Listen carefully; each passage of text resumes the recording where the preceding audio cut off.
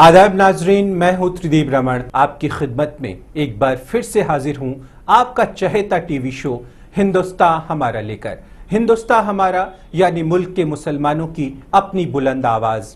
आज का एपिसोड कई मायनों में खास है क्योंकि आज के मकाम में हम मौलाना अबुल कलाम आजाद की पोती और मुल्क की जानी मानी लीडर मोहतरमा नजमा हेपतुल्लाह की जिंदगी की दास्तां को पेश करने जा रहे हैं।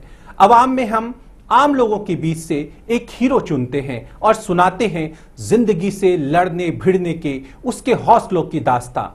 आज के अवाम में बारी है रियाज अहमद की। किरदार में आज हम एक अनमोल फिल्म आनंद के एक अहम किरदार ईसा भाई से आपको मिलवा रहे हैं। आदाब नाजरीन, मैं साइमा खान आप सभी का इस्तकबाल करती हूँ दुनिया जहां से निराले टीवी शो हिंदुस्तान हमारा में।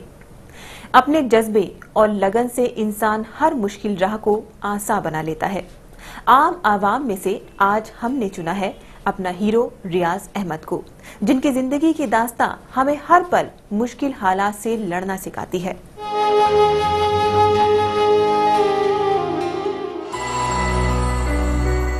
आदमी जब जोर लगाता है पत्थर पानी बन जाता है।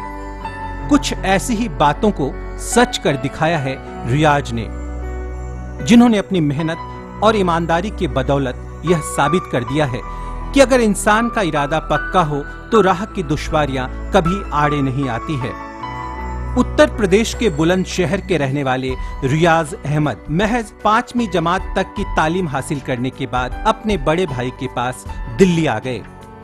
उनके बड़े भाई दिल्ली में थिएटरों के लिए सेट तैयार करने का काम करते थे। जो पैदाइश है मेरी वो एक गांव से है।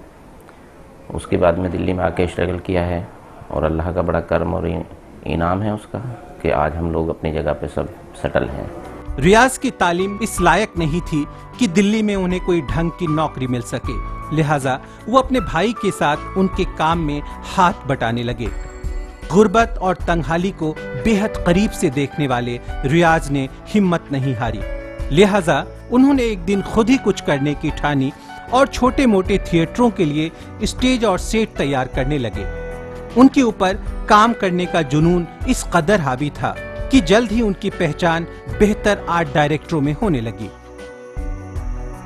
उन्हें जिंदगी की राहों में जो मिला उसे वे मोहब्बत की बदौलत अपना मुरीद बनाते गए, लिहाजा बहुत कम वक्त में वे लोगों के चहेते बन गए।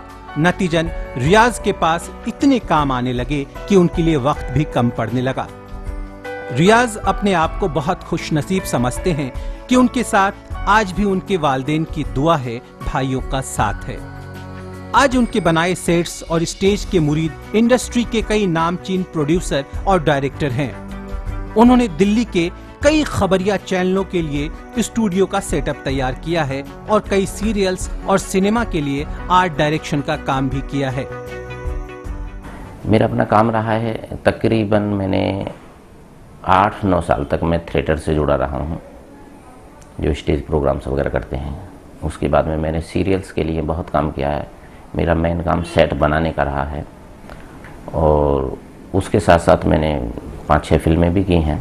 यूं तो रियाज को अपनी बिजी शेड्यूल से बहुत कम वक्त मिल पाता है। उन्हें जो भी थोड़ा बहुत वक्त मिलता है वे अपने परिवार के लिए अपने हाथों से खाना पकाते हैं तथा बाकी का वक्त अपने वालिदैन की खिदमत में बिताते हैं। नहीं, अगर मेरे पास कुछ वक्त होता है, मैं खाली होता हूँ, तो मैं अपने बीवी बच्चों के साथ एंजॉय करता हूँ। उन्हें इस बात का बखूबी इल्म है कि अगर वे पढ़े लिखे होते तो आज उनकी हालत कुछ और होती, और यही वजह है कि उन्होंने अपने बच्चों की तालीम में कोई कमी नहीं छोड़ी है।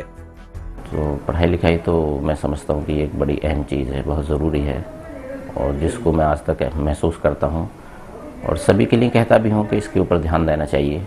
और जब ये वक्त निकल जाता तो फिर दोबारा नहीं आता, जैसे कि मैं आज एहसास करता हूँ। रियाज को कभी इस बात का एहसास नहीं हुआ कि वे चूंकि एक मुस्लिम हैं इसलिए समाज की मेन स्ट्रीम से कट गए हैं। उनका मानना है कि इंसानियत से बढ़कर और कोई दूसरा मजहब नहीं।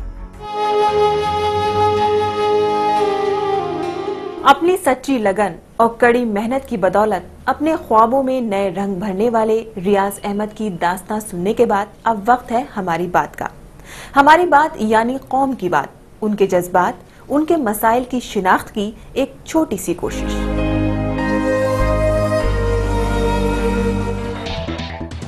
टेक्नोलॉजी इंसान के लिए एक बड़ी नेमत साबित हो रही है।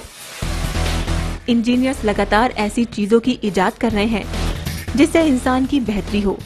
मौजूदा दौर में कैसे उर्दू जुबान का सही तलफ्फुज हो और लोगों को उर्दू जुबान बोलने में आसानी हो, इसी को ध्यान में रखते हुए कौमी कौंसिल बराए फरोग उर्दू जुबान के इंजीनियर्स ने एक सॉफ्टवेयर का इजाद किया है।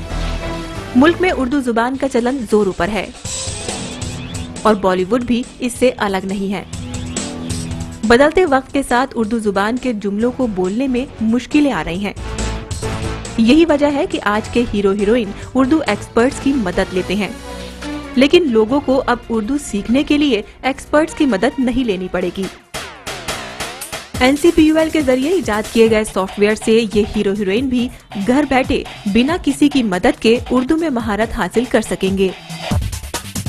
NCPUL के डायरेक्टर डॉक्टर ख्वाजा मोहम्मद इकरामुद्दीन का मानना है कि ये सॉफ्टवेयर उन लोगों के लिए भी नेमत है जो उर्दू जुबान को बोलने और सीखने में दिलचस्पी रखते हैं।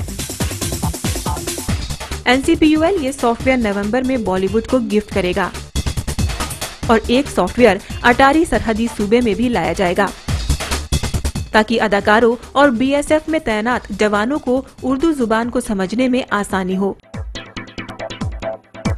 और वो अपना काम बिना किसी परेशानी के कर सकें।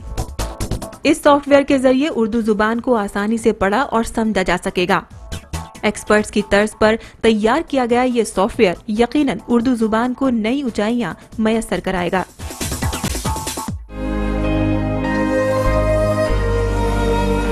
हमारी बात के बाद अब वक्त हो चला है एक छोटे से ब्रेक का, पर आप कहीं जाइएगा नहीं, क्योंकि ब्रेक से लौटने के तुरंत बाद हम पेश करेंगे मकाम।